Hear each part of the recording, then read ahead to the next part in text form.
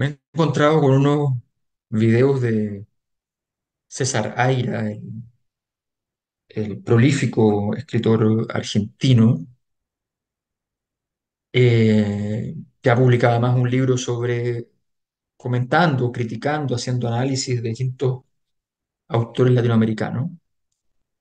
Y nada, quiero compartir un poco lo que vi y comentar algo, ¿no? Me parece interesante poder hacer ese ejercicio. Eh, que, entonces, escuchemos. Preguntándole sobre Cortázar y decía usted que el mejor Cortázar es un mal Borges, Sí, que reconoce, bueno, que es un autor de iniciación, que sus cuentos son buenas artesanías, y en Rayuela no reconoce un afán experimental al ofrecer nuevas posibilidades de lectura. me parece que ha envejecido mal esa novela, la leí apasionadamente como todos los jóvenes de aquel entonces cuando salió. Me parece que hoy ha quedado como una especie de trasto, de un esqueleto de un dinosaurio en un museo. Pero no quiero hablar mal de Cortázar, hay tanta gente que lo quiere y tantos jóvenes que lo leen con gusto. No sé, tenemos que aceptar los gustos distintos, ¿no? Hasta hay gente que le gusta. A usted también le gustaba de joven, decía usted, Ah, los sí, cuentos. sí. Ahora escribí un pequeño ensayo sobre eso porque había dos cuentos de Cortázar que yo leía cuando salieron en el 63, 64, 65. Uno era El Perseguidor, un cuento basado en la vida de Charlie Parker, y otro Reunión, un cuento que expone la reunión en la Sierra Maestra del Che Guevara y Fidel Castro en plena guerrilla.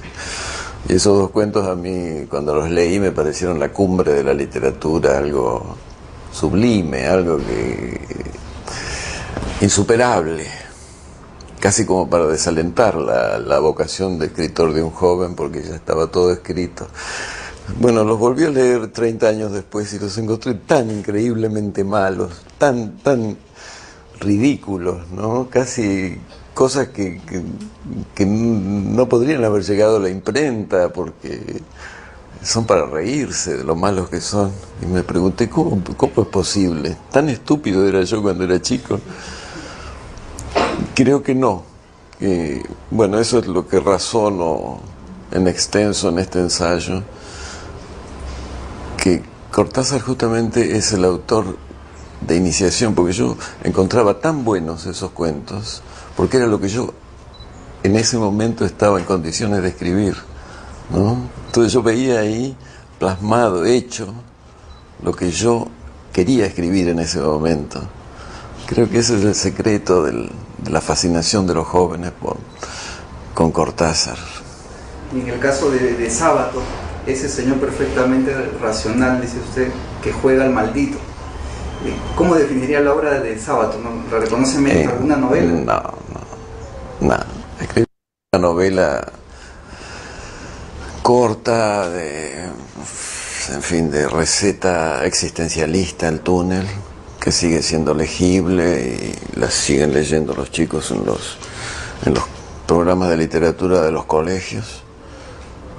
Pero en realidad nosotros nunca lo tomamos en serio a Sábato. Hay todo un folclore de anécdotas cómicas de Sábato, no sé, de tener en el contestador telefónico un mensaje que decía: esta es la casa de Ernesto Sábato, en este momento no puedo atenderlo porque estoy muy angustiado. Vuelvo a llamar, deje su número y lo llamaré cuando esté menos deprimido.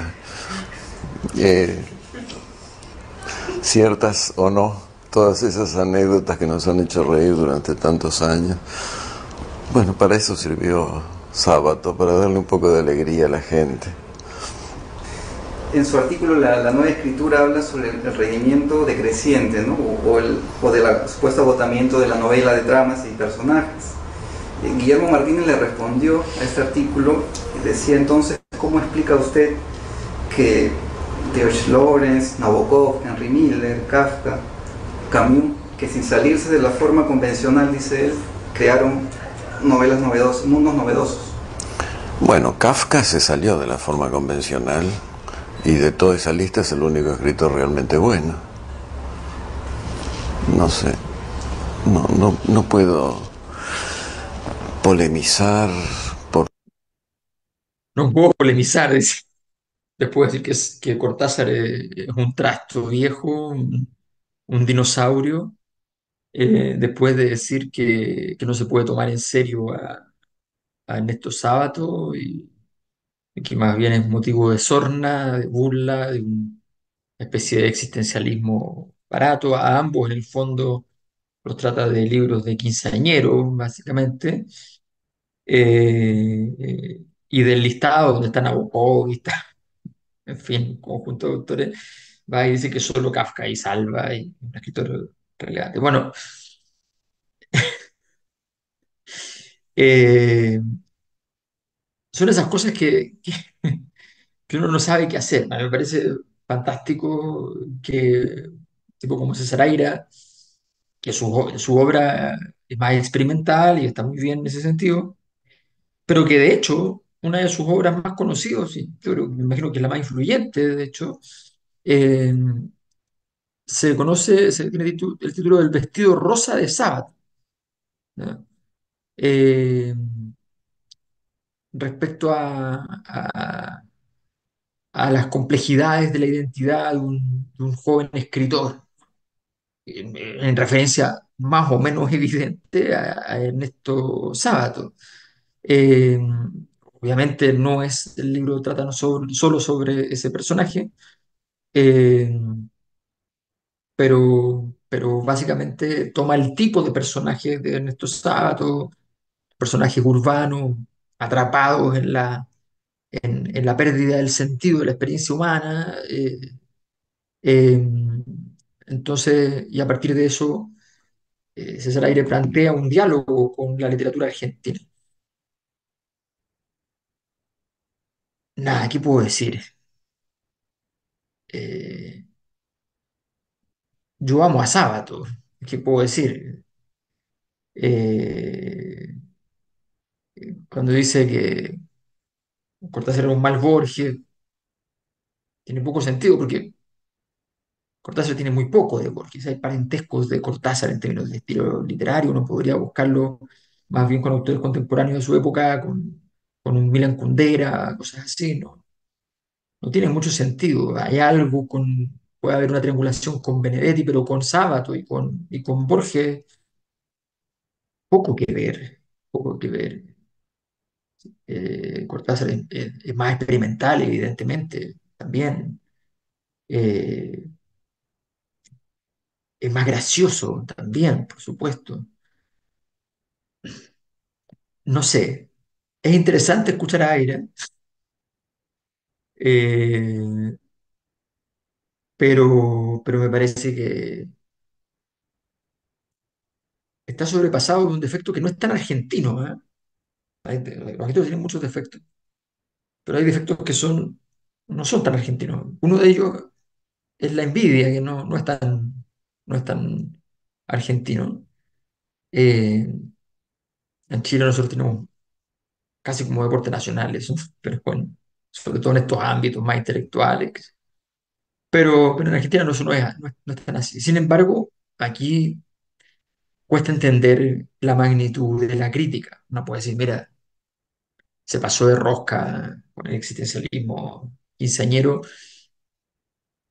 Estoy en desacuerdo, pero ya, se puede decir como un acto gracioso. Pero esta cosa burlesca ya directamente y denostativa, despectiva, eh, las cosas se pueden hacer con estilo. Borges dijo cosas eh, terribles de Vargas Llosa, pero nunca las dijo. Sencillamente dijo, no lo conozco, no sé quién es. Eh, sí, es un ninguneo, pero hasta es creíble, de alguna manera, que nunca haya cogido un libro, porque no es el estilo, no es la búsqueda, no es la historia de Borges, literaria en ese sentido, no, para nada. Nada, me parece que lo de César Aira es extremo, extremo.